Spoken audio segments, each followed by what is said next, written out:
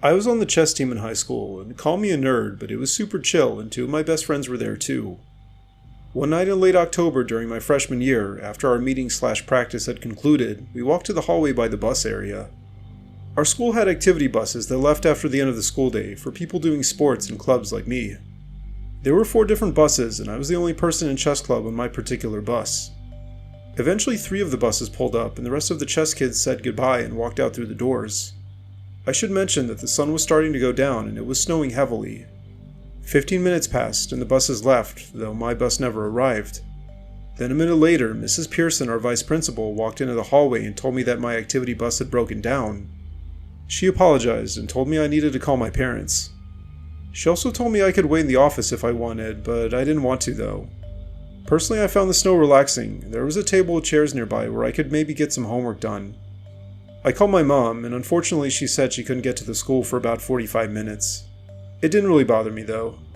By now the sunlight was almost completely gone, but the bright lights in the parking lot and the light from the rest of the town were making it almost completely white outside, and it was fun to watch. I settled into one of the chairs, pulling out my math textbook and a notebook. The hallway was dead silent, except for the wind howling outside, rattling the doors every few minutes. The snow was coming down harder, piling up in thick drifts that swallowed the parking lot. I glanced out the window, watching the flakes swirl under the harsh glow of the lights. It was almost hypnotic, the way the storm erased everything beyond a few feet, cars, trees, and even the road. It was all just gone, replaced by an endless wall of white. At first, I didn't mind being alone. The quiet was kind of nice after the chatter of chess club. But as the minutes dragged on, that silence started to feel heavy.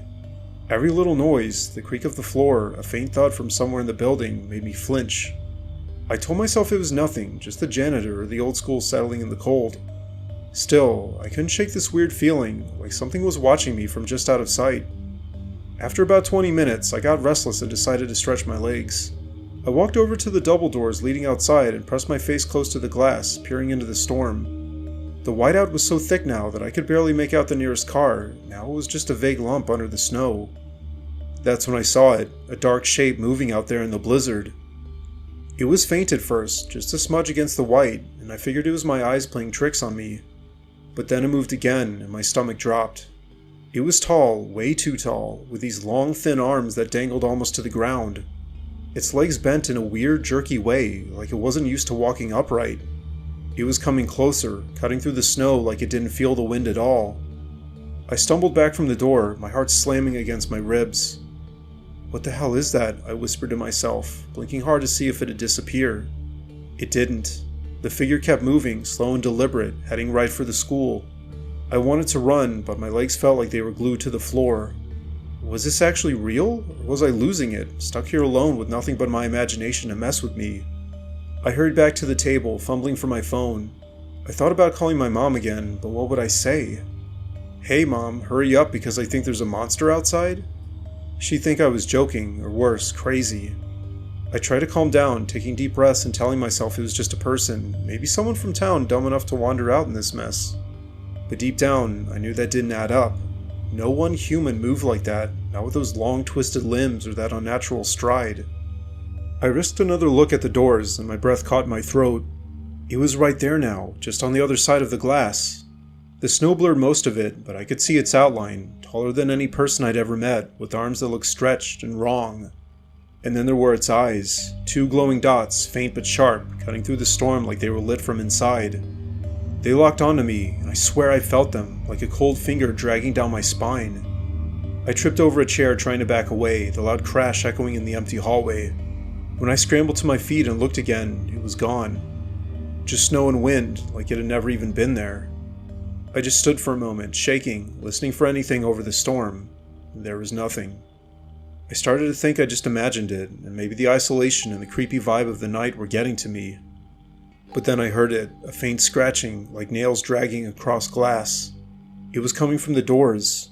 My head snapped toward the sound, but the windows showed nothing but swirling snow. The scratching got louder and sharper, like whatever was out there wanted in. I grabbed my stuff, hands trembling so bad I could barely zip my bag, and bolted for the office. Mrs. Pearson did say I could wait there, and right now, anywhere felt safer than this hallway. I burst into the office, startling the secretary, who was shrugging on her coat. "Whoa, you okay?" she asked, frowning at me. Yeah, the storm freaked me out, I mumbled, trying to play it off. My voice was shaky, and I knew I sounded like a liar. She gave me a small smile. It's a nasty one out there. Your mom's coming soon, right? 10 minutes, I said, checking my phone. But 10 minutes felt like forever. You can wait here if you want. I'm heading out, but I can stay till she gets here. Nah, I'm good, I said, even though I wasn't. I didn't want to admit how scared I was, not to her, not to anyone. She nodded and left, leaving me alone again. The office was brighter with more windows, but I kept glancing outside anyway, half expecting those glowing eyes to stare back. They didn't. The storm raged on, and eventually I saw my mom's headlights cut through the snow. I grabbed my bag and ran out to her car, slamming the door behind me like something might follow. How was chess club? She asked as we pulled away. Fine, I said, forcing a smile. Just glad to be home. She didn't push it, and I didn't tell her what I'd seen. That night I lay in bed, listening to the wind howl, replaying it all in my head. Had it been real? Or was it just shadows and snow messing with me? I wanted to believe the second one, but the fear, the way it sank into my bones, felt too real to shake off. The next morning, the storm had cleared, and I went back to school. Everything looked normal under a fresh layer of snow, but as I passed the hallway doors, I froze. There were scratches on the glass, deep, jagged marks that hadn't been there before. I touched them, feeling the rough edges under my fingers. They were real, no question about it. I never saw that thing again, whatever it was. But every time a big snowstorm rolls in, I think about that night. I think about those eyes, that shape in the whiteout, and I wonder if it was really out there, or if it's still out there. Maybe it's just waiting for the next snowstorm to show itself again. I've been a teacher for 7 years now, though like many teachers I have plenty of horror stories. Only one truly bizarre thing has happened to me because of my job. It happened during my second year teaching when I needed to purchase more supplies. Specifically, I needed more whiteout and a few other things. The school I taught at for the first couple of years wasn't that supportive, to say the least. So like many teachers, I'd use my own money from time to time to purchase supplies. Therefore, one Saturday I drove to this big teacher supply store that several of my coworkers went to with a few things on my shopping list. The store, Educator's Emporium, was a massive, warehouse-like building on the edge of town. It was a teacher's paradise, aisles packed with discounted pens, paper, and classroom decorations. I grabbed a cart and started shopping, a pack of pens here, some notebooks there, a few posters to brighten up my room. Then I hit the stationery aisle, where the whiteout was kept. I usually stuck to my trusty brand, but that day the shelf was empty, no sign of it anywhere. Instead, there was this new brand I'd never seen before, Phantom Correction Fluid. The bottle stood out immediately, a sleek black container that didn't match the bright, cheery vibe of the other supplies. It looked off, somehow, but I figured whiteout was whiteout. I tossed it into my cart and headed home. That evening, I sat down to grade a stack of essays. I pulled out the Phantom Correction Fluid, popped the cap, and brushed it over a sloppy sentence on the first paper. That's when I noticed it. In the wet, glossy sheen of the whiteout, there was a flicker, like a reflection that shouldn't have been there. It was a face, pale and distorted, staring back at me. I blinked hard, and it was gone. I rubbed my eyes, blaming it on exhaustion. Teaching 5th graders all week could do that to you. But unfortunately, it didn't stop there.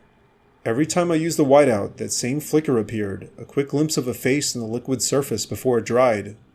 It was always too fast to make out details, but it left me uneasy each time.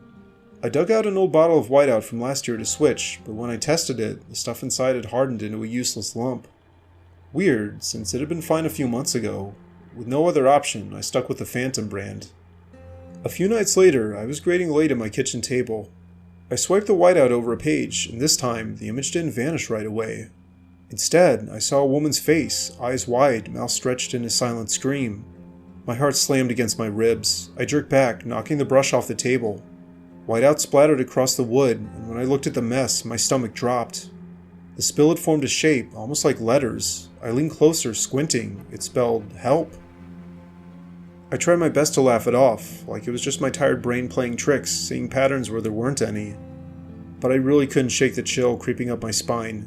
Sleep didn't come easy that night. That face kept flashing behind my eyes. The next morning, I decided to look into this Phantom Correction Fluid. I searched online, but there was nothing. No website, no reviews, not even a mention of the brand. It was like it didn't exist. I called Educator's Emporium, hoping for answers. The clerk sounded confused. Phantom correction fluid? We don't stock that. You sure you got it here? I bought it yesterday, I said, irritation creeping in. It was right there in the stationery aisle. Maybe there was a special shipment, he mumbled. I'll check with my manager and call you back. Spoiler, he never did. A week later, I went back to the store myself. There was no phantom correction fluid anywhere, just the usual brands, like it had never even been on the shelf. Meanwhile, things got weirder. I started catching glimpses of figures in mirrors, faint shadows that vanished when I turned to look. At night, I'd hear whispers, too soft to make out, coming from empty rooms. It felt like something had followed me home, like using that whiteout had flipped a switch I couldn't turn off. One night, I was alone in my classroom grading after hours. School was dead silent, just the clock ticking on the wall. I hesitated before picking up the whiteout again. Part of me wanted to just chuck it in the trash, but I had a deadline. I brushed it over a mistake, and there she was again, that woman's face clearer than ever. Then she actually spoke to me. Free us, she whispered, her voice echoing inside my skull. I screamed, shoving myself back so hard my chair crashed to the floor. That's when I saw them, ghostly shapes seeping out of the walls, flickering like bad TV reception. Dozens of them, reaching for me with wispy hands, their mouths moving in silent cries. I didn't think twice. I grabbed my bag and bolted, not stopping until it was in my car, peeling out of the parking lot. I called in sick for days, hoping distance would fix it, but it didn't. Those figures followed me. I'd see them in my bathroom mirror, my phone screen, even rain puddles outside. They were always there, just out of reach, and watching. At that point I decided I had to get rid of the whiteout. I threw it in the dumpster behind my apartment, even though I had the nagging suspicion it would be back on my desk when I went upstairs. But luckily, it wasn't. I actually never saw the Phantom brand again.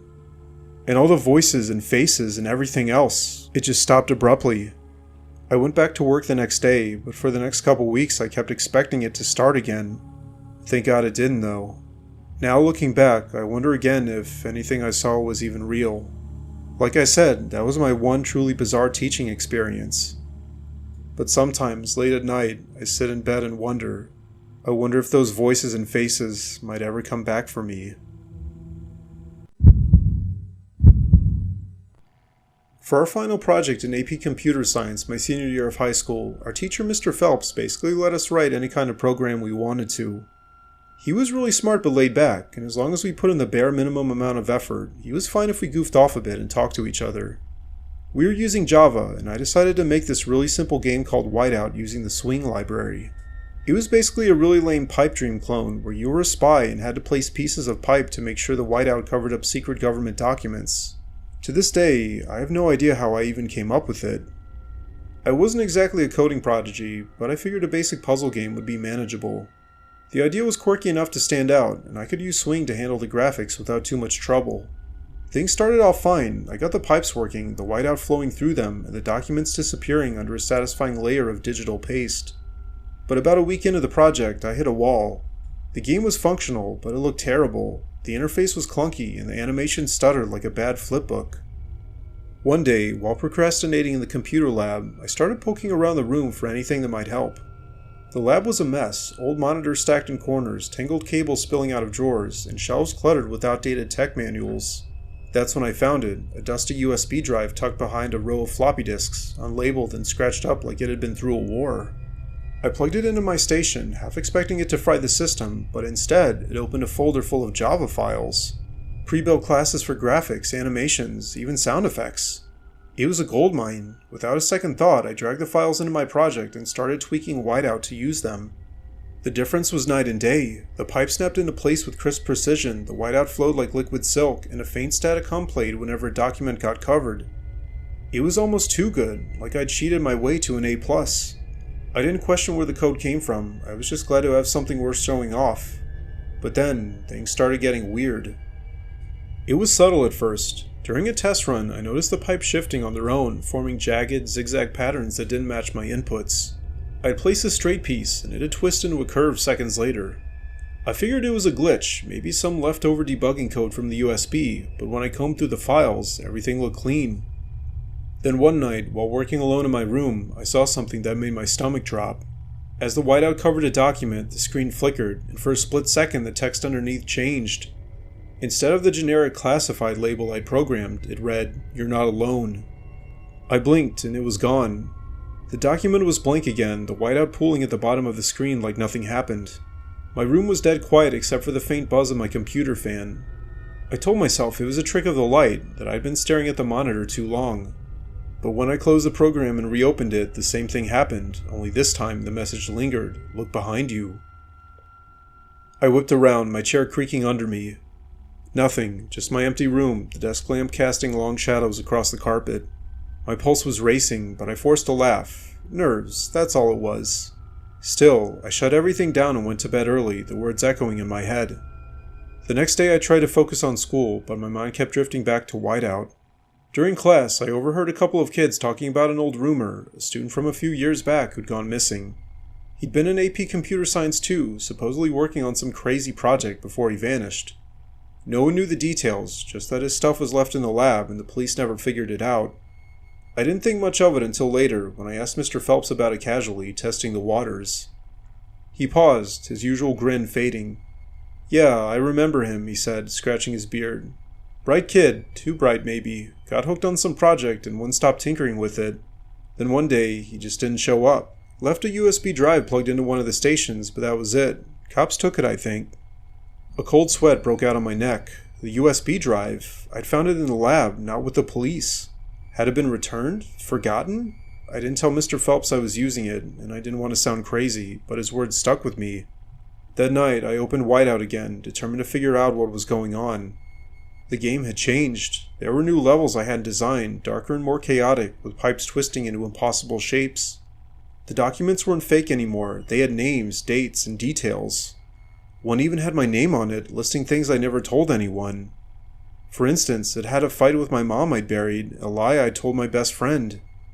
Another mentioned the missing student, his full name in bold, Daniel Carter. Underneath, in red text, it said, "He tried to stop me." I yanked the USB out, but the game kept running. The screen glitched, static crackling through my speakers, and that pale face I'd seen before appeared, closer now, its hollow eyes locked on mine. A voice whispered through the static, low and distorted, "Finish it."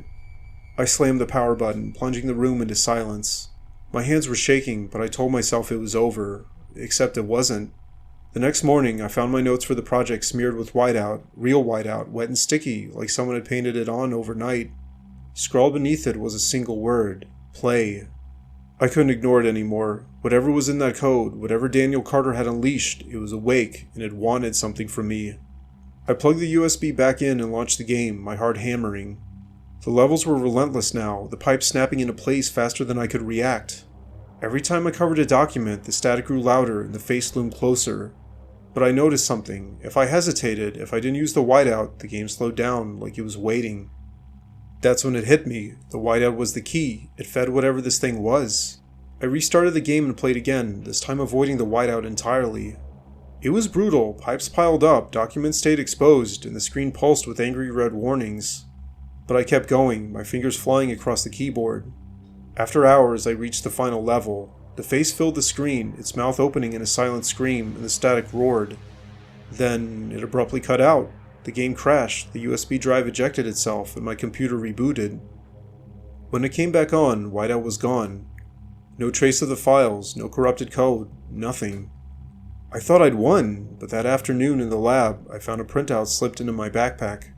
It was a screenshot of the game's last frame, me, sitting at my desk, captured from behind like a security feed. Written across it in jagged handwriting, "Next time, I'll finish it." I dropped the class the next day, trashed the USB, and swore off programming for good. Months later, I heard Mr. Phelps mention a new student finding some old drive in the lab. I didn't stick around to hear the rest. Some nights, when I'm alone, I still hear that static hum, faint and distant, and I know it's waiting for me to plug it in again.